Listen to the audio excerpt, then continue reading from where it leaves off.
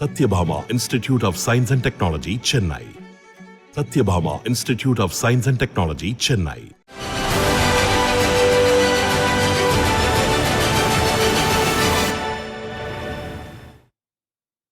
புதுச்சேரி மக்களவை தொகுதியில் நடைபெறவுள்ள தேர்தலில் களமிறங்க வாய்ப்புள்ளவர்கள் யார் யார் என்பதை பேசப்படும் பெயர்கள் பகுதியில் வழங்குகிறார் செய்தியாளர் ரஹ்மான். ரஹ்மான், யார் யாருக்கு இந்த மக்களவை தேர்தலில் போட்டியிட வாய்ப்பு இருக்கு அப்படிங்கிற விவரங்களை நீங்க சொல்லுங்க. இனி நீங்க தொடரலாம்.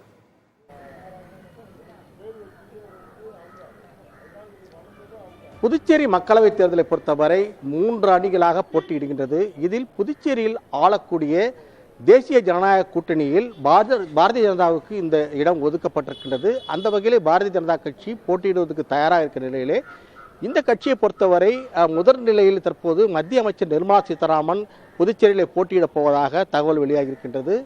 அதே போன்று புதுச்சேரியில் இருக்கக்கூடிய உள்துறை அமைச்சர் நமச்சிவாயம் இவரும் போட்டியிடுவதற்கான 2வது கட்ட பட்டியலில் இருக்கின்றது. புதுச்சேரியை பொறுத்தவரை தேசிய ஜனநாயக கூட்டணி ஆட்சி அமைவதற்கும் பாரதிய ஜனதா கட்சி வெற்றி பெறுவதற்கும் காரணமாக இருந்த உள்துறை அமைச்சர் நமச்சிவாயம் போட்டியிடுவார் என்று ஆரம்பத்திலே சொல்லப்பட்டிருந்தது. இந்த நிலையிலே மத்திய நிதித்துறை அமைச்சர் நிர்மலா சீதாராமன் போட்டியிடப் போவதாகவும் தகவல் வெளியாகி இருக்கின்றது.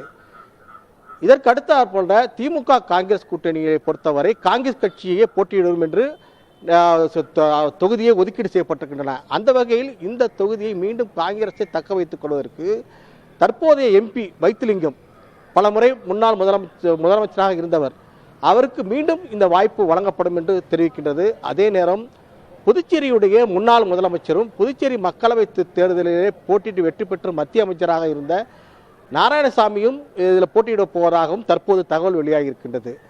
இதனை அடுத்து 3வது அணியாக பார்க்கும்போது அதிமுக இருக்கின்றது. அதிமுகவை பொறுத்தவரை அதிமுகவுடைய மாநில செயலாளர் அன்பழகன் இருக்கின்றார். இவர் கிட்டத்தட்ட 4 முறை அதிமுகவுடைய சட்டமன்ற உறுப்பினராக இருந்திருக்கின்றார், சட்டமன்ற எதிர்க்கட்சி தலைவராகவும் இருக்கின்றார். அதற்கு அடுத்த கட்டமாக அதிமுகவில் பேசப்படும் வேட்பாளர் பட்டியலே எம்பி ஓமலிங்கம், இவர் காரைக்கால் மாவட்டத்துடைய அதிமுக செயலாளராக இருக்கின்றார். 2014ஆம் ஆண்டு தேர்தலிலே அதிமுக தனித்து போட்டியிடும் போது இவர் போட்டியிட்டார். கிட்டத்தட்ட 1,36,000 வாக்குகள் பெற்றிருக்கின்றார். ஒரு கணிசமான வாக்குகளை அதிமுக இருக்கின்றது. ஆகவே இந்த தேர்தலை பொறுத்தவரை அதிமுக தனித்து போட்டியிடுவதற்கான வாய்ப்பு இருக்கின்ற காரணத்தினால் இந்த பட்டியலிலே இவர்களுடைய 2 பேரும் இடம்பெற்றிருக்கிறது. நிச்சயமா வர இருக்கும் மக்களவை தேர்தலில் எந்தெந்த தொகுதிகளில் புதுச்சேரியில யார் யார் போட்டியிட வாய்ப்பு இருக்கும் அப்படிங்கிற விவரங்களை சொன்னீங்க. நன்றி Rahman. Satyabhama Institute of Science and Technology, Chennai. Satyabhama Institute of Science and Technology, Chennai.